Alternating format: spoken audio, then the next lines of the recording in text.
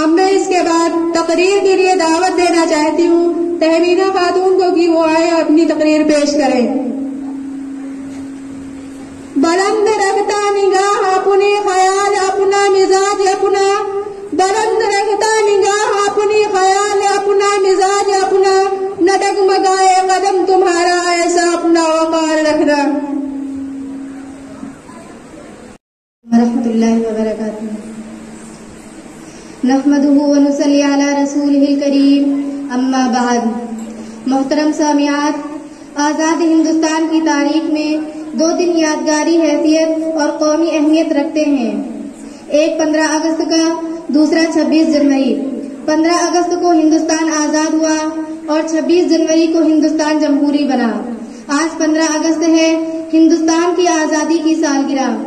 15 اگست 47 عیسوی کو سرزمین ہند پر وہی سورج طلوع ہوا تھا جو کہ آج طلوع ہوا ہے، لیکن اس وقت سورج کی کرنیں ایک نئی صبح کا پیغام لائی تھی۔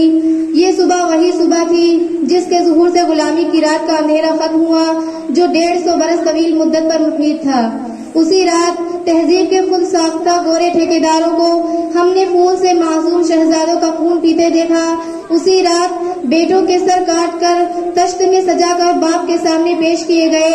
اسی بھیانک رات میں ہنرمند اور ماہر استاد کاریگروں کے ہاتھ قلم ہوئے اور انگوٹھے قطع کیے گئے اور کسانوں کی زمینیں چھین کر ان کو در بدر کی ٹھوکریں کھانے کے لیے چھوڑ دیا گیا۔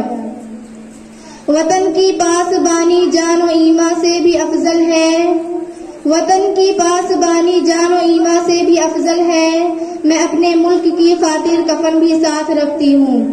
اس تاریخ رات کی جلد صبح ہو، اس کے لیے ہم نے کون سے جتن نہیں کیے، سازشیں اور بغاوتیں کی، آزاد حکومتوں کی تشکیل کی، مزاحمتیں تحریکیں چلائیں، جان و مال کی قربانی دی۔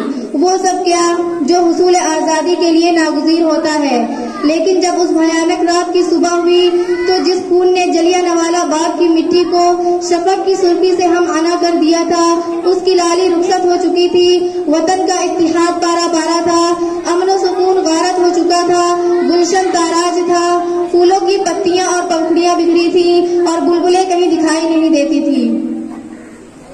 یہ بات انسانی فطرت کے خلاف نہیں کہ اگر جنگ آزادی کے فائدوں سے لوگ محروم رہیں تو ان کا دلی اطمینان اور قلبی سکون جاتا رہتا ہے اور دور غلامی کو یاد کر کے آہیں بھرنے لگتے ہیں اور اس دور کے اطمینان و فراغت اور خوشحالی کا تصور ان کو تڑپا دیتا ہے اور اسے آزادی کے بعد کے انتشار و اضطراب سے 1000 درجہ بہتر سمجھنے لگتے ہیں۔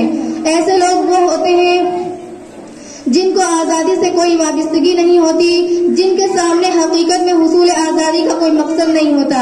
وہ خود تو ہاتھ ہلانا نہیں چاہتے لیکن چاہتے ہیں کہ سب کچھ حکومت کر دے۔ پھر جب ان کی بے عملی کے نتائج ان کے سامنے آتے ہیں تو حکومت اور زمانوں کو حذف تنقید بناتے ہیں۔ ملے نہیں وطن پاک ہم کو تحفے میں، ملے نہیں وطن پاک ہم کو تحفے میں، جو لاکھوں دیپ بجھے ہیں تو یہ چراغ جلا۔ طریقہ یہ ہے کہ آزادی بجائے خود کوئی مقصد نہیں ہوتی بلکہ ذریعہ ہوتی ہے۔ آزادی کے معنی قاعدے قانون اور پابندیوں سے آزادی نہیں، آزادی کا مطلب یہ نہیں کہ ہر ضابطہ اور ہر قانون ختم ہو گیا، جو چاہے کرے، کوئی روکنے ٹوکنے والا نہیں، ایسی آزادی نہیں، مذاق ہے۔ اگرچہ آج اشوک اکبر اور شاہجہاں کی زمین میں اس کے افسوسناک مظاہر بھی دیکھنے میں آ رہے ہیں۔ آزادی جادو کی چھڑی بھی نہیں ہوتی کہ یکا ایک پلک جھپکتے ہتھیلی پر سرسوں جم جائے اور آم کی گٹھلی سرسبز پودے میں تبدیل ہو جائے۔ آج 15 اگست کو ہم نے اپنی کامیابیوں اور ناکامیوں کا جائزہ لیا۔ 15 اگست ہمیں جشن شادمانی کی بھی دعوت دیتا ہے۔